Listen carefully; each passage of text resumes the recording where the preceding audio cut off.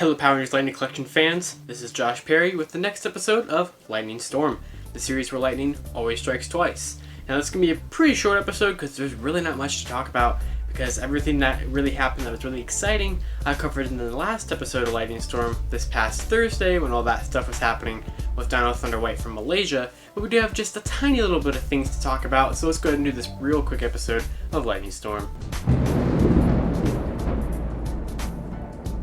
First up, we can talk about that this past Wednesday, many people were charged for the Psycho Green figure from Hasbro Pulse. This is a Hasbro Pulse exclusive figure that was announced back on the May 15th Fan First Friday.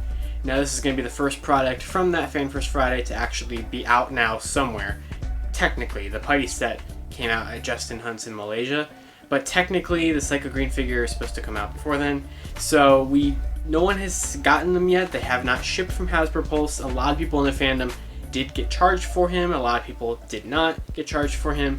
And then shortly afterward, Hasbro sent out an email to a lot of people who are subscribed to their newsletter thing that stated that they were experiencing some shipping delays on their site due to everything going on in the world. Now, they didn't specifically mention Psycho Green, but since it's been now about 3 days and they have not shipped out Psycho Green to anyone as far as I am aware, it seems like that figure is going to end up being delayed a little bit technically. It's out, kind of, but no one's received it yet, so kind of hard to say.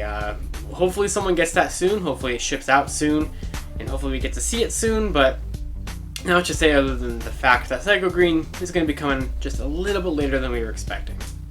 An update on the Red Ranger Helmet, cnet, which is a news site that Hasbro partnered with before for previous reveals.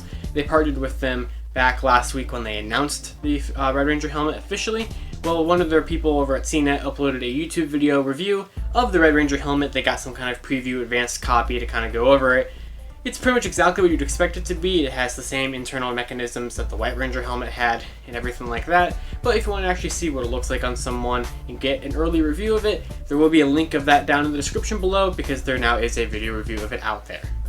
The Dino Thunder White Ranger figure has been causing quite the drama in the past couple of days here in the Ranger fandom.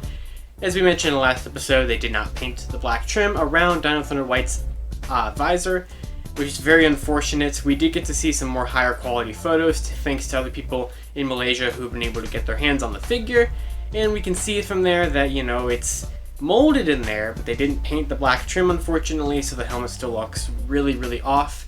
YouTuber KidMtheman, who did a Psycho set review a couple weeks back, did get their hands on Dino Thunder White and will be posting a video review of it very shortly. In fact, it might even be up by the time that this episode of Lightning Storm is up on YouTube.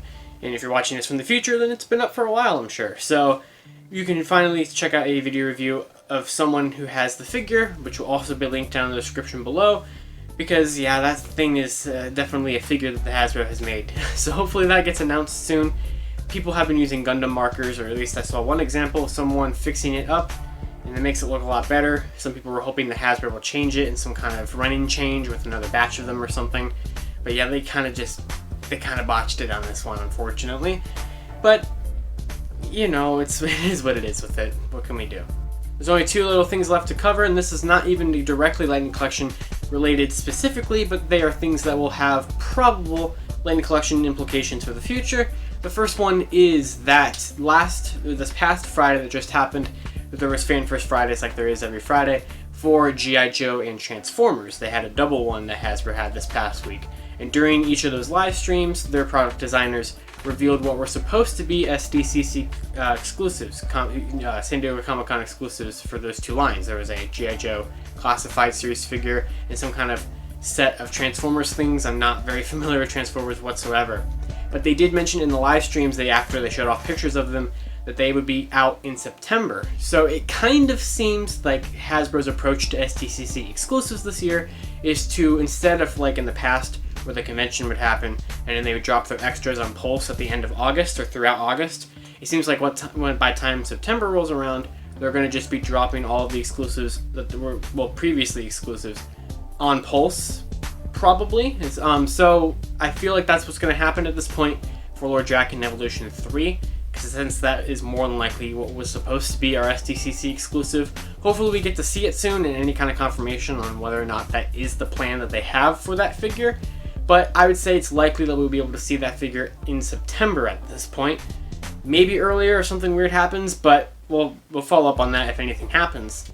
Also announced yesterday that John Warden, who used to be the global product designer for the Transformers brand, has now been switched over brands from Transformers to now covering the global product development for Power Rangers and for the Ghostbusters brands for Hasbro. So now John Warden is in charge, it seems, of most Power Rangers product developments. I'm assuming that means Lightning Collection. I don't see why it wouldn't mean that. So that's really cool. Welcome to the Ranger family, John, if you ever somehow see this video.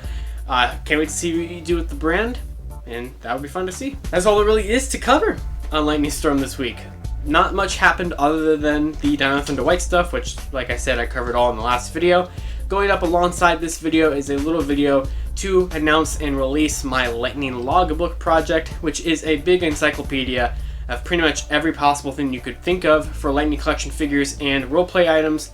That is a 189-page-ish Google Doc format thing. It's 5 different documents that split everything up, with one intro page using like a hub to take you to all the other ones. That will be linked in the description below if you want to check that out. It will be consistently updated as things continue to happen for the Lightning Collection for as long as I still like this line, or as long as it's still easy enough to keep up with it all the time.